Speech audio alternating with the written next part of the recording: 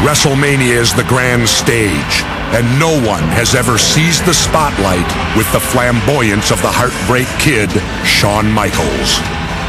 He was definitely the guy that I looked up to as far as what I wanted to be in the ring. And to be with Shawn in a featured match, it's going to be a classic match to be remembered for always. In the mid-90s, Shawn Michaels was the WWE's top star, but his life was way out of balance. Then, a back injury sent him to the sidelines. Now, 5 years later, the prodigal son has returned. I'm a brand new person, so this is a brand new event for me now. This is all the things that are good about life, coming back from an injury, coming back from certainly from underneath.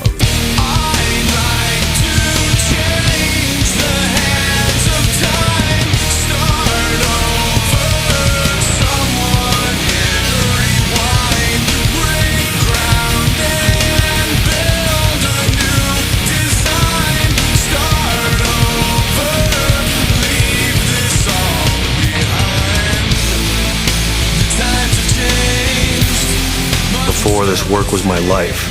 Now my life is my life, my family is my life, my faith is my life, my work is my work. As long as I'm breathing in and out, as long as my wife and son are safe and healthy, my life is just as wonderful as it possibly can be. Michaels with a roll-up! Yes! Yes! Here is your winner, Shawn Michaels! You know, I want to live for a long time, but if, God forbid I didn't, and seeing the birth of my son, and I've loved my wife, and I've been able to come back to do this, everything above and beyond this is extra. It really is. This has been an awesome thing, being back with this company and then coming back to this show in front of all these people. It's pretty cool.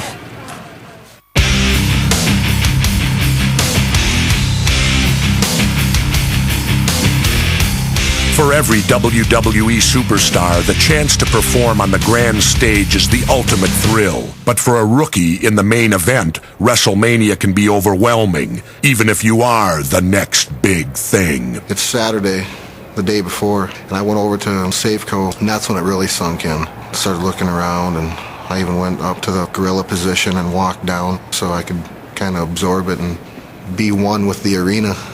And I got the big air out of me.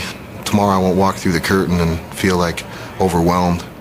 He is a phenomenal athlete. He's got more physical gifts than 90% of the guys I've ever met in my life. I mean, from his vertical jump to his balance, his size is awesome, his weight, his control, he's careful, and that all comes from being a precision amateur athlete. There's some nights I lay in bed and really believe that God put me on this earth to be a professional wrestler. Brock Lesnar is a farm boy from Webster, South Dakota, population 1,952. His amateur career began at age 5 and culminated at the University of Minnesota, where he won the 2000 NCAA Division I Heavyweight Championship. Brock's opponent, Kurt Angle, is still one of the most celebrated amateur wrestlers in U.S. history. After winning nearly every title there was, Angle reached the pinnacle in 1996. You know, when I first considered the WWE, it was back in 1996 after I won the Olympic gold medal. I didn't take a serious approach because this was fake and what I did was real, and I was better than that. I didn't understand what it was. But a couple years later, I sat down and I watched Raw's War.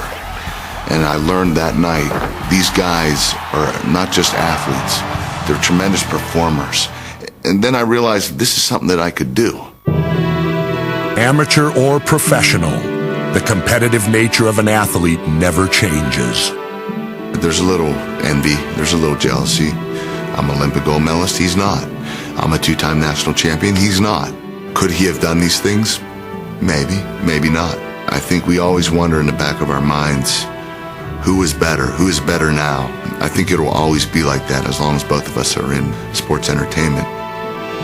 Days before WrestleMania, Angle began to question his decision to compete.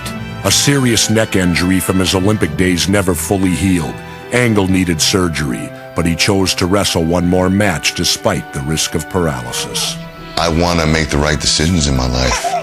And I guess when my daughter's 5 or 10 or 15, I want to be able to play with her. I know that.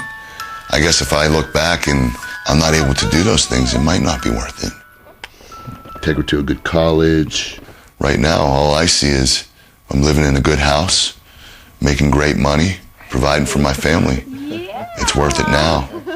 But I do want to be able to play with my children when I retire.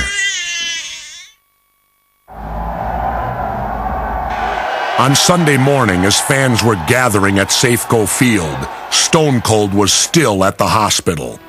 A dangerous combination of energy drinks, coffee, and stress made for a very long night. When we got to the hospital, you could tell he was really scared. His blood pressure was on a stroke level. His heart was racing. He was headed to have a heart attack. All the stress that he had piled on him and going through his divorce, health issues are of grave concern. He just got more than he could handle, and his system shut down. He checked out of the hospital on Sunday morning. I knew that he was hard-headed enough that he was going to work the match come hell or high water. As match time approached, The Rock and Stone Cold were a study in contrast. Big day. 50,000 strong. Booing my ass. He was really apprehensive. Would my timing be off? I haven't had a real match in 8 months or so, and I just came out of this hospital stay just a few hours ago. And is my heart going to go break? Going to go back up? Am I going to have more blood pressure issues? Things he'd never had. Or are they going to return right in the middle of this match? There's a lot of adrenaline going through my body right now. I'm talking about a lot of adrenaline. Thank you. Thank you, Steve. Good luck, man. Be safe, Steve. I knew that it was probably going to be Steve's last match. But the killer was I couldn't say it to anybody. The Rock is here for one reason, and one reason only. And that is to fulfill his destiny. Fulfill my destiny. Yeah, I think The Rock knows this is my last match, and I'd originally talked with him about trying to do one more, but I don't think that's going to be the case now.